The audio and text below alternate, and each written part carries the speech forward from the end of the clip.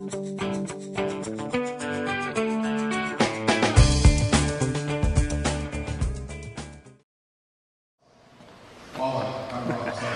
here we are on the stage of the Fillmore.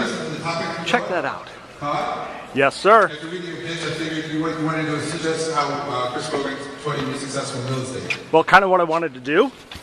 Thank you, sir. I appreciate that. We got to do the hug. Yeah. Thank you, sir. I appreciate it. Thank you. Hey, and please bear with me here. 500coolthings.com is proud to be here at the Fillmore. Just getting a grab from the stage here. So we're going to mount this on the web here shortly.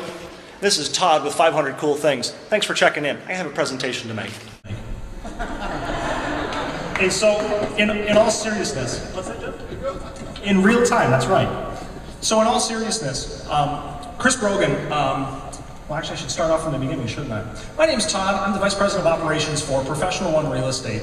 We are a firm in downtown Plymouth, Michigan right now, and last year, Chris Brogan dropped a phenomenal early Christmas present, if you will, December 23rd, 2009. He puts out a post about the 9 things that he would do if he were a realtor. I'm not all that hip, I don't have an iPad or something like that, I've got my cards. So the 9 things that he suggested that you do, and I think the crew here would get this one, create a local blog, right? That's pretty straightforward, that makes sense. I mean, if you're a realtor, you should probably talk about the community that you're selling, right? Makes sense? He follows that up and he says, number 2, take a whole bunch of photos and throw those photos on the blog as well. Well, that makes sense too, because then you can highlight the natural beauty of the area. Maybe there's some specific architecture to your individual community. Number 3 is walking tours. Grab a video camera and wander around your community and just film it. Take it in. Again, Plymouth is perfect for this. It's absolutely picturesque. So do walking tours of Kellogg Park, the fountain, whatever area it is that you may be a part of. Number 4, interviewing folks. We all know that there are people within communities. Again, real estate agents, we're kind of a weird group. We know the area, and we end up connecting with a bunch of people within the area as well. And so interviewing folks should be a no-brainer. Again, grabbing a video camera, interviewing these folks, and getting their take on the community. Number 5 that Chris goes forward with, he says, coordinate community gatherings. Again, this makes a lot of sense. We are people that, maybe have access to resources, or we know that Joe the plumber over here needs to help, marry the electrician over there.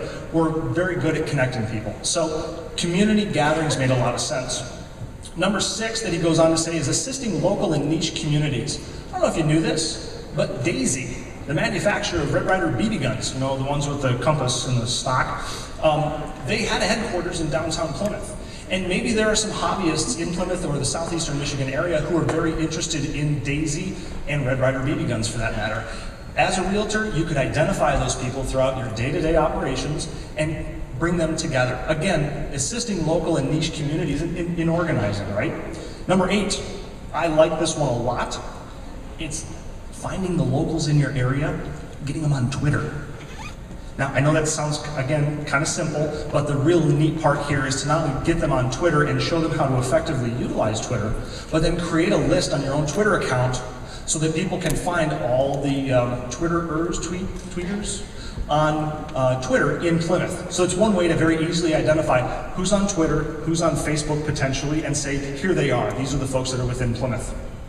Hyper-local news sites and news event sites.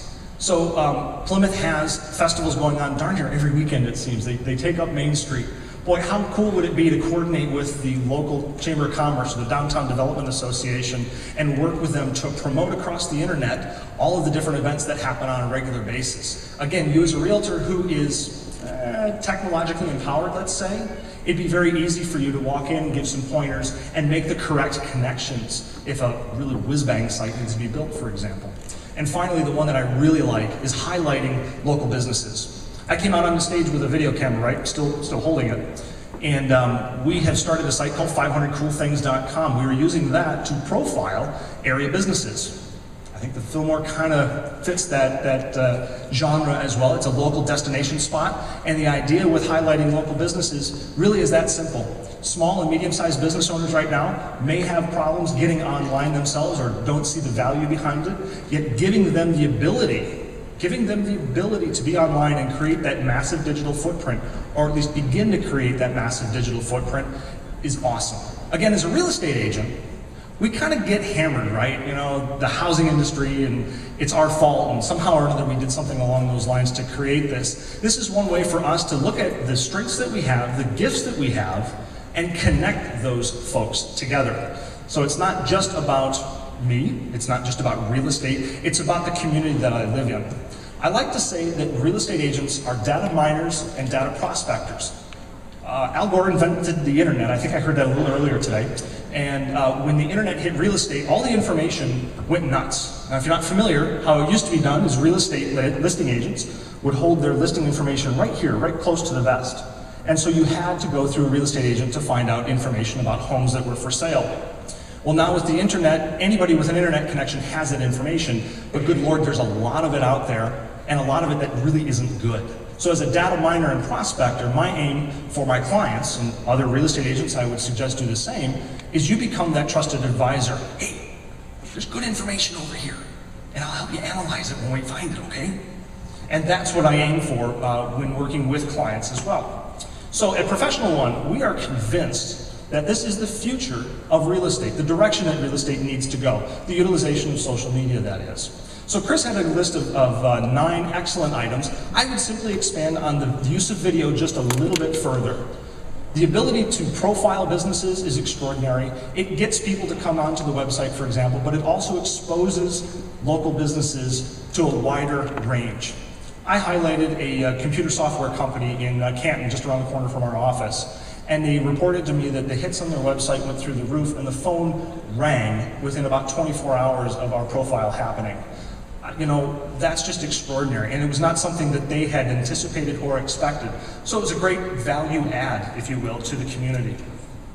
Finally, what I would add out there, and I think this applies to any vertical, not just real estate, but I think what we need to do in social media is start staring at, and we're going to hear this term a lot, I believe here, the thank you economy.